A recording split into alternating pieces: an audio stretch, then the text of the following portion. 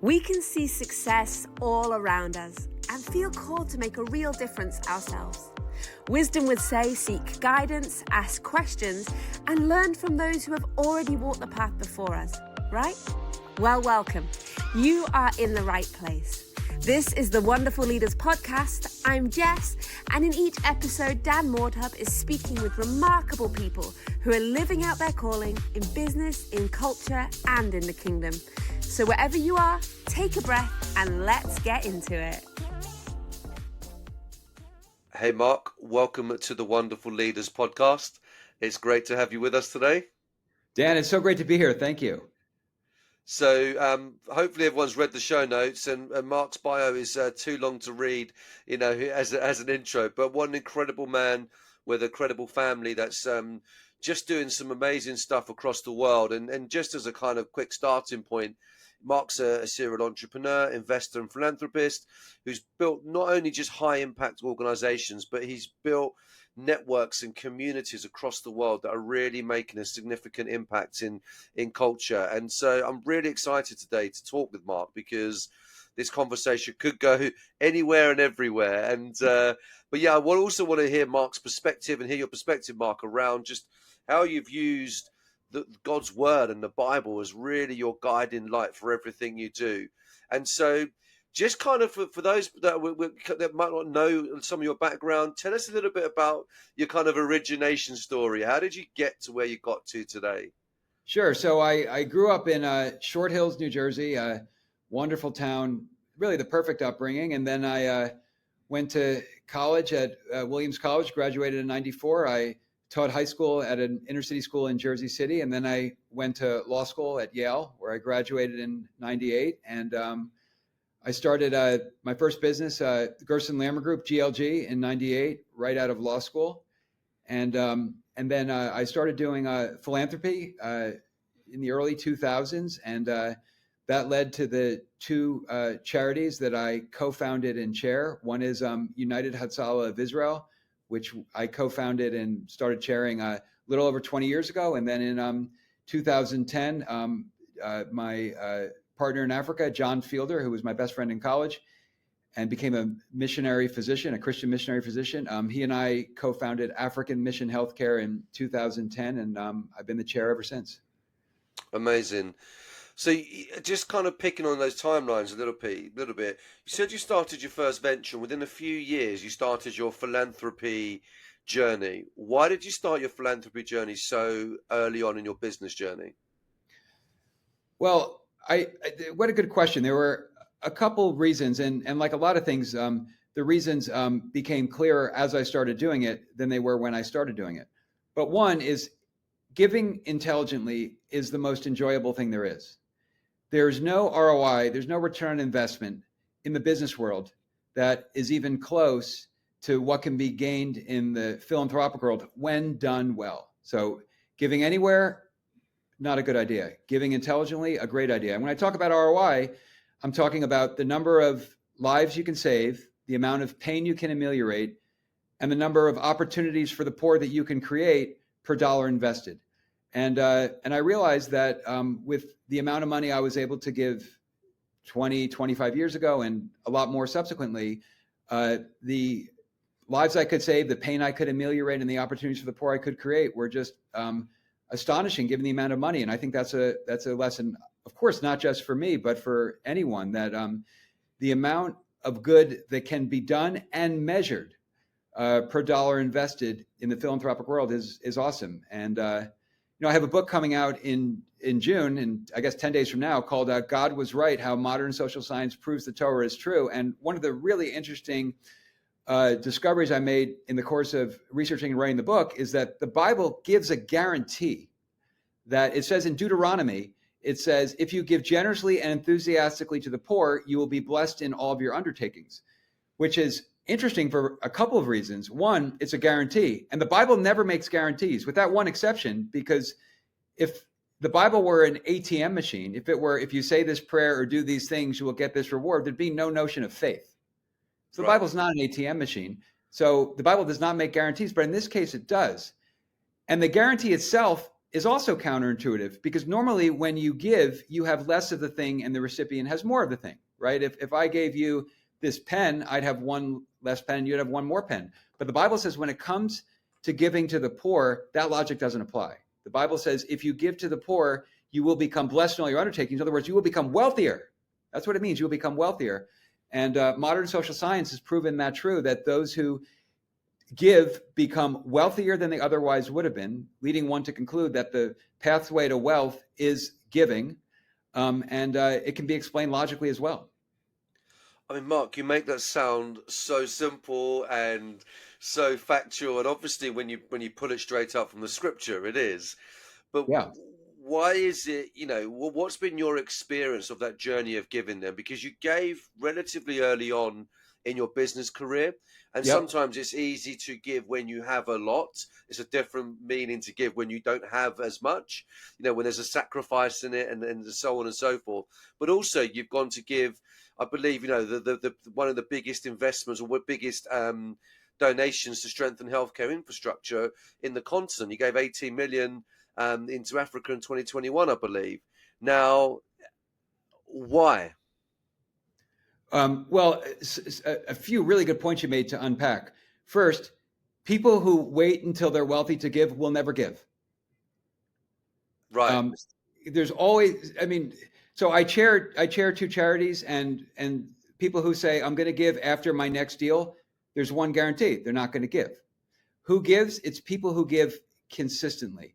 And there was this, and I have this in God Was Right Too. There was an ancient contest where the sages were asked, "What's the most important verse from the Bible?" And one sage said, "Love your neighbor like yourself." Another said, "Shema Yisrael." And then a third, Ben Pazzi, said, "The most important verse in the Bible is you shall sacrifice a lamb in the morning and one in the afternoon." And then it's recorded, Ben Pazzi wins by a claim. So everyone agrees he's right. So why is he right that this obscure verse about giving a lamb in the morning and one in the afternoon is the most important verse? It's because people act in habit. People behave through routine.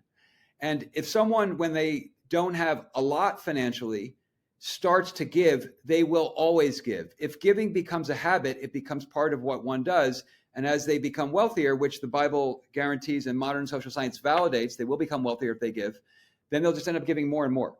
And so giving when one has little is an essential start. So I think everyone should give, certainly for the benefit of the recipient, if the recipient is chosen intelligently, and also equally, maybe even more so, for the benefit of the giver.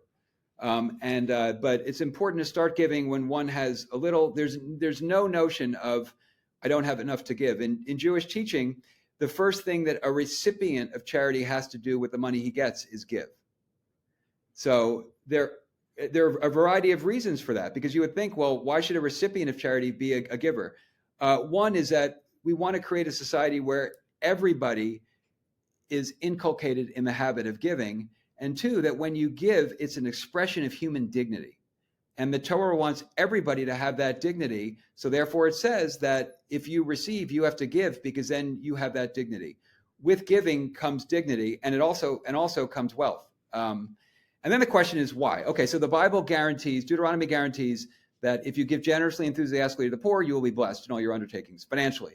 Modern social science says it's true. Those who give more become wealthier. So then why is it true? Well, I figured it out in my work as the chairman of United Hatzalah and African Mission Healthcare, is that no one ever goes to a website and searches for a cause and then gives. I mean, maybe someone did, but it's pretty rare. People give in community. So right. People give because at events, or because their friends bring them into something, or their family brings them into something, or because they meet someone and then they join a community. So why is this significant? Because when people are in a community and they give in a community, what they can be assured of is that other members of that community are also giving to the thing that the giver regards as important or even sacred. And then bonds of trust, fellowship, and friendship develop. All right, so what does this have to do with making money? Well, if someone is in a church community or a synagogue community, or around, in my case, United Hatzalah or African Mission Healthcare or Eagle's Wings, would you rather do business with someone that you like, trust, and know is going to benefit the organization that you both agree is important, or some random guy? Right. So if you have to hire a plumber or a lawyer or an investment manager or buy a building with someone or start a company with someone, whatever it is, everyone would much rather do it with someone who shares their value, who sacrifices like they do, and who they trust. Where are they going to find that person? They're going to find that person in the community of givers that they belong to. Again, you make that sound, relatively simple, but you've kind of moved there from giving to community and the intrinsic relationship between giving and community, but also the relationship between community and business growth and scaling and actually being together more than just at an event, but actually building out together, building life together. And I think that's really, really interesting kind of reflection back to you. In the UK, we host these events called the Wonderful Summits, where we bring together around 300 entrepreneurs, investors, and innovators. And part of the power of that summit is actually putting people in a room with shared values, shared heart. And what you see come out of it is phenomenal because, I was in a conversation the other day and I was talking to a CEO of a successful, firm, in the UK. And he said, "Oh, I met my CTO at your summit. I brought the CTO in. He's enabled me to then scale my business and start 3 or 4 other businesses." So it's a brilliant piece. And how did that look for you? Because you've obviously been directly obedient to the word. And you've gone out on your journey, but you've also scaled organizations to a significant scale. So how important has that community aspect been? And how is it, again, these are big questions. We haven't got time to unpack the intricate details of them, but how have you scaled these organizations to such a scale, over a relatively short period of time? Well, what a great question. So the principles that the Bible articulates in modern social science has validated that people give in community. And then what logic has borne out is people want to do business with others in their community has been proven true in my experiences. And I think in the experience of anybody is that everyone would rather do business and therefore make wealthier people that believe in the same things they do and give in the same way they do and have the same sense of sacred or important mission that they do. So that's certainly been the case in my experience, but it's definitely not unique. In terms of business scaling, I think every business scales in its own unique way that's responsive to its particular market and its individual business dynamics. But one thing that I've seen is, again, and I have a chapter on this in God Was Right as well, is how biblical principles really lead to the foundation of what most people would consider you need for financial success. So what's a good example? Well, one of the fundamental questions which people have asked forever, and I know this, it's forever because Plato has one answer and the Bible has a very different answer, is do we think with our heads or with our hearts? And the Bible has a pretty direct answer in several places, one of which is in Deuteronomy 29:3, when Moses says, "Yet until this day, the Lord has not given you a heart to know, eyes to see, and ears to hear." So you might think, whoa, heart to know? Doesn't Moses mean mind to know? It's like, no, Moses didn't need an editor. He meant heart to know. So the biblical stipulation is that people think with their hearts. People come to emotional conclusions. Okay, so what are the implications of this? One implication, which I go into in God Was Right, is that it's very hard to convince anybody of anything because people think with their hearts. And so logic is not going to dislodge something from the heart. But how does it apply to business? Well, one of the fundamental conceptual mistakes, and I've seen this time and again, as I'm sure you have, Dan, in entrepreneurs, is that they fall in love with their business. Right. And so someone identifies a problem, they think they have the solution. They, in fact, love their solution. Right. And an outsider, an investor, might poke some real holes in the problem or the solution or the business model that seeks to wrap it all together. But the entrepreneur, he often doesn't want to hear it. Why? Because he's doing what the Bible says and what we're all going to do, which is he's thinking with his heart. So I co-founded this organization, 3i Members, several years ago. And it's a community of private investors to share deal flow, identify co-investors, do collective diligence, and be in really tight community with each other. And one of the real financial benefits that I've seen come out of 3i members, and it comes out all the time, is having others around who are not in love with the business, who can look at it rationally and come to logical conclusions based on data, using rigor, with lots of evidence as to why it's either a good opportunity or a bad opportunity. And that's such an important thing for entrepreneurs to realize, is that we're all going to think with our hearts. And that could lead us to bad decisions, but it's not a terrible story at all, because all it takes to improve that is to have friends, mentors, colleagues, investors, whoever on the outside who are not in love with the business. And you say to them, what do you think? And then very often, if the person is receptive to that feedback, he will receive input that will enable him to come to a conclusion that will save him a lot of money, save him a lot of time, or just make better decisions.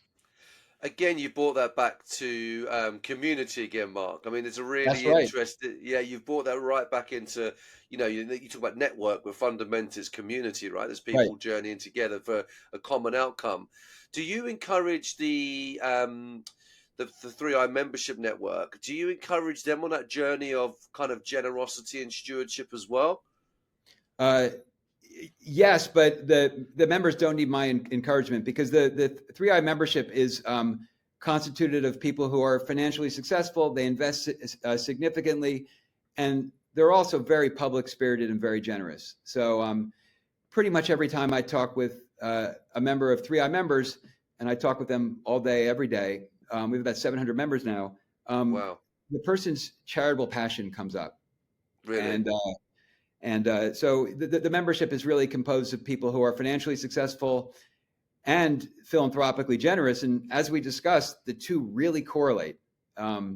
Those who are philanthropically generous, even those who give to charity when they have a little, they'll end up doing much better financially than those who are waiting for the next deal.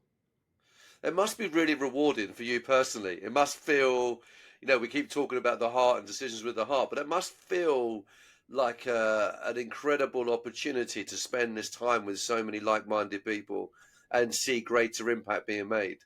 Oh yeah, it's wonderful, and in 3i members, it's just an incredible community of people who are financially successful, but really creative thinking and open-minded, and they always want to hear the new opportunities that surface. And the opportunities that surface every month are typically esoteric, leading one to say, wait, how do they make money doing that? But people's minds are open, and they're also public spirited and philanthropic. And it's just a great community, and a community like this. So if someone, so when we getting back to the point about the heart to know. So an entrepreneur, or really any kind of leader, really anybody, can and will fall in love with their idea. So It doesn't have to be in a business context. People are going to fall in love with their ideas, and they're going to act in accordance with their love. And they might make bad decisions because their love might not be based on rigor, but that's not necessarily a problem at all. All that person has to do is to bring in objective third parties, objective outsiders who they really want to listen to and learn from. And who did this the best? Moses. So Moses was, this is in the early Exodus story. Moses is in the beginning stages of leading the people from the desert to the edge of the promised land, which is as far as he's going to get.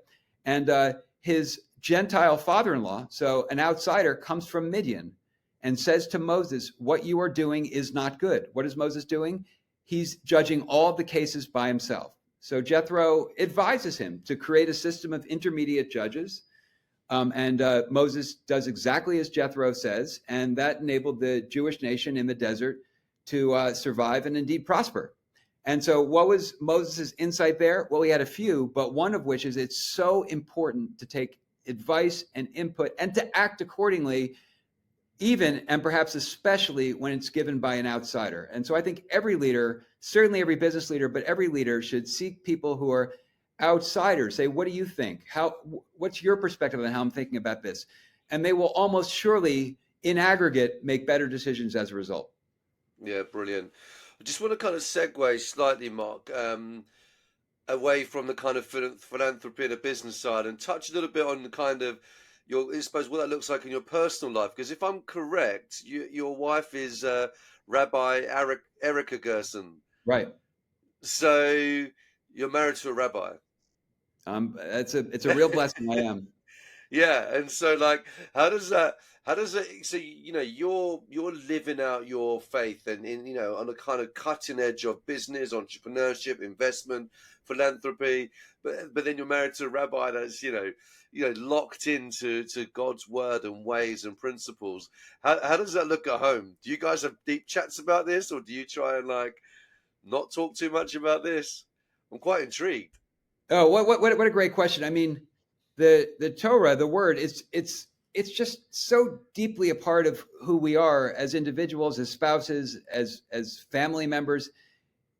It's inextricable from who we are and what we talk about. So yeah, we end up talking about Torah all the time. Now we don't like sit down and say, okay, now we're going to talk about Torah for an hour. Well, we do that on Saturday morning, but 10 a.m. But we have a Torah study session on Zoom. But that's the only hour when we do that. But just in our conversations among ourselves, and certainly with our children and with our friends who come to our home, Torah always comes up, and it always comes up all the time because of what the Torah is. The Torah, it's not a history book. It's not a science book. It's not a cookbook. It's a guidebook. It's the greatest ever self-help book ever written. The Bible should not be in the religion section of bookstores. It should be in the self-help section of bookstores. Right. And so, yeah, of course, whenever we make decisions about anything, whenever we assess anything, yeah, of course, the Torah comes up. Just because it's just we think in Torah. Amazing. And does your wife get involved with some of the other ventures and activities that you're doing? Yeah, she's every bit as active in the charities that I chair, and in the case of Eagles Wings co-chair, as I am. Yeah, we are complete partners in all three of those charities, and I couldn't do it. The charities would not be nearly what they are without her deep involvement in so many ways. That's amazing. And obviously, you've been doing this now for a period of time. You've been on this journey. You've built a huge community with a massive impact. What do you see like some of your legacy within that to be, or what would you like your legacy to be? Well, I think a few things. One, and this is why I wrote God Was Right. I want one of my legacies, but even in the current day, to be that the Torah, the Bible, it's an awesome book, and it's a very practical, completely accessible book with guidance for us that ranges from, I have a chapter on this, what should I wear in the morning, to we talked about how do I think, how do I act.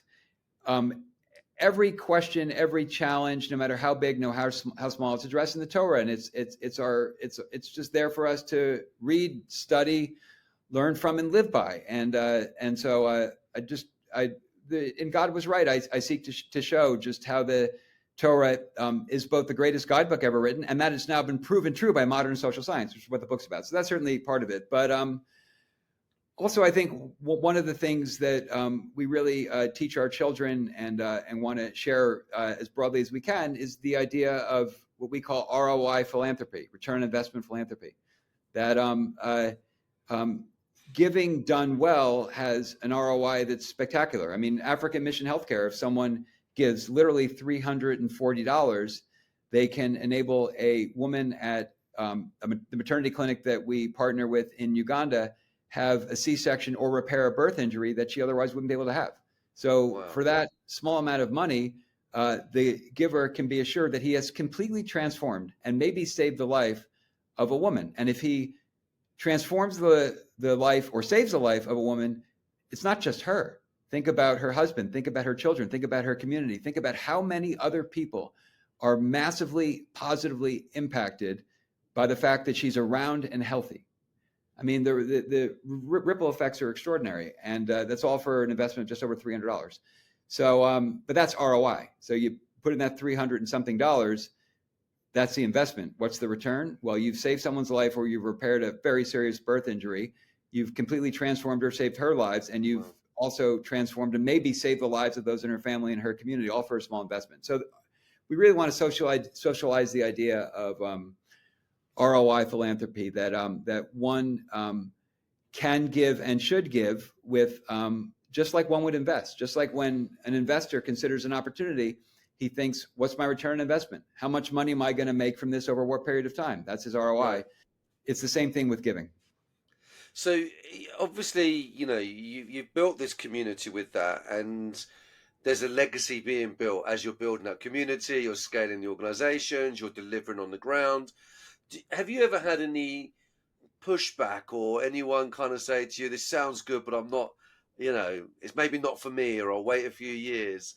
Have you had to encounter Sure. that? Yeah, and both those things, and they're different. So if someone says wait a few years, forget it. They're not going to give. If someone Right. says I want to give, but now's not the right time, they're just not going to give. It's because it's people who are in the habit of giving and giving consistently. And Maimonides, the greatest rabbi of all time, he was once asked by somebody, should I give one gift a year, or should I give small gifts every day? And he said, you give small gifts every day, because then you get in the habit of being a giver, and then you will become a giver. So Right. someone who doesn't give is not a giver. And unless they totally change, and I have a chapter in God Was Right and how people can change, they're not going to become a giver. Right. So when people say, I'll give in a few years, I'll give it after my next deal, they're not going to give unless they change. Now, other people say that they have a cause that's dear to them. And my response to that is, if that cause is doing one of three things, if it's ameliorating pain, if it's saving lives, or if it's creating opportunities for the poor, God bless you and keep doing that. And it delivers high ROI. So if it does those three things with high ROI, then God bless you, keep doing that. God brought this cause to you. He enabled you to think rigorously with an ROI focus, and God bless you, and keep doing it and do more of it. And so those are two very different things. So someone who says, I can't give to these charities because I'm all in on this one, and this one is doing one of those three things and doing it with ROI, that's great. But if someone says, I'm not ready to give, that's problematic. Right. That makes sense. Yeah, that's really great insight. And when you talk about ROI focus, do you find in your experience, because of the skill set that the Lord's given you, because of the way that you think and the way that you've built, is that part of what helps with that ROI focus? Is it part of what helps to get those almost like outsized returns, because you know how to scale things, do things efficiently, help people more practically? Is that kind of linked? Totally. I mean, I think that my experiences scaling businesses, I've become a better businessman as a result of being a philanthropist, and I become a better philanthropist as a result of being a businessman. And I think that would apply to anybody and everybody, is that I consistently take learnings from my business life and apply them in my philanthropic capacity, and vice versa.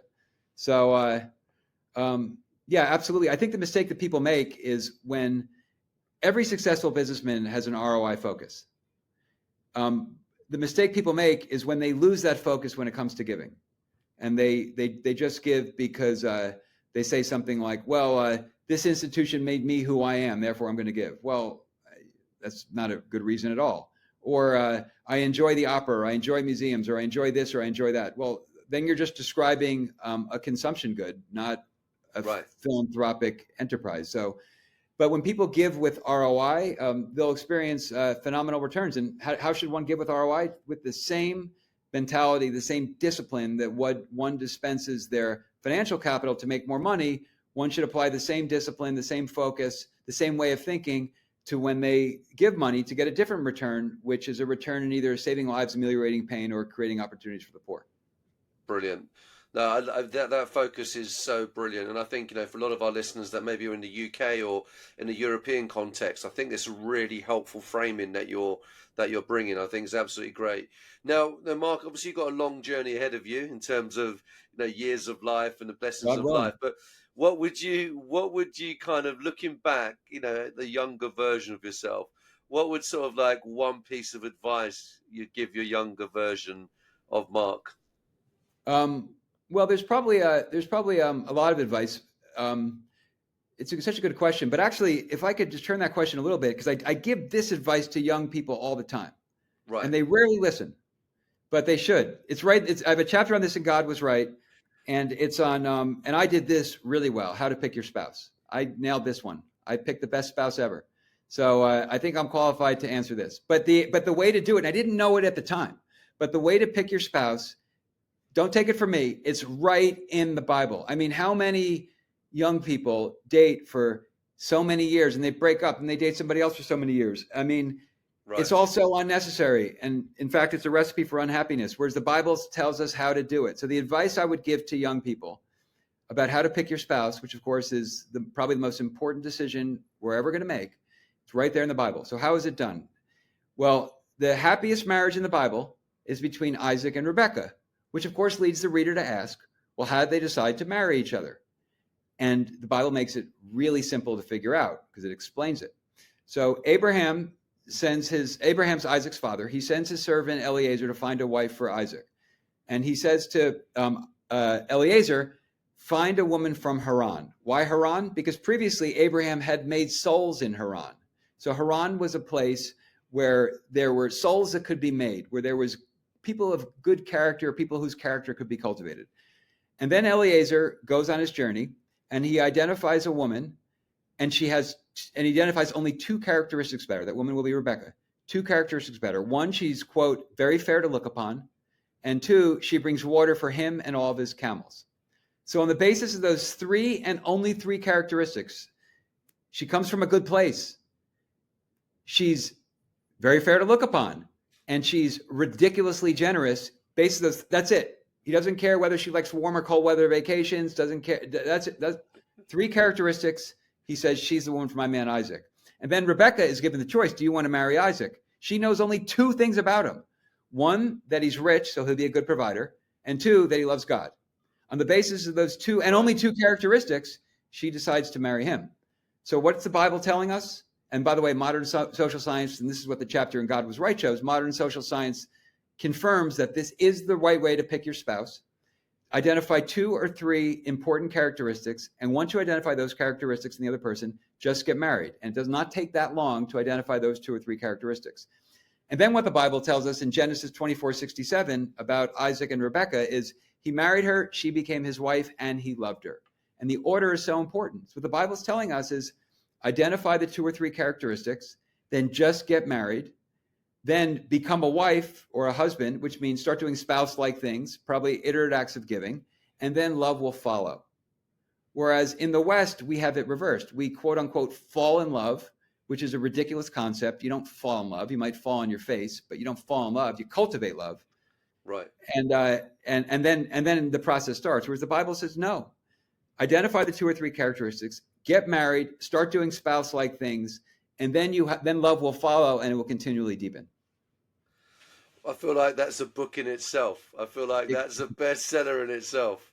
Oh, well, yeah, thank you. There's a chapter God Was Right about it. So it's one chapter, but it's such an important chapter because young people should realize it's not that hard to know. I mean, so many people ask, how do I know she's the one or he's the one? The answer is, does he or she have the two or three characteristics? And by the way, there aren't that many to choose from. Like whether his friends are funny is not one, right? So identify two or three important characteristics out of maybe 5 or 6 that are possible. Right. Once someone hits the 2 or 3, just marry him. And then start doing spouse-like things, and then love will follow. Wow. Brilliant. And it doesn't take that long. So the implication is people should get married young, because once you identify the 2 or 3 things, it doesn't take that long. It happens early. Then just get married and begin that journey. Great. Mark, we've covered a lot of ground in the last 30 minutes. We've gone from philanthropy to business to investment, now to marriage, to dating, to how to found your spouse. That's great. What a power download.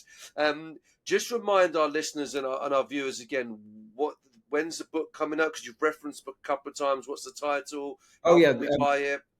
Oh, well, thank you. Yeah, the title is God Was Right, How Modern Social Science Proves the Torah is True. And it'll be out on June 3rd, 10 days from now. Brilliant. Fantastic. Mark, it's been an absolute privilege and pleasure to spend this time with you. Bless you in all you're doing. And yeah, really looking forward to reading the book. Oh, thank you, Dan. What a great conversation. Thank you.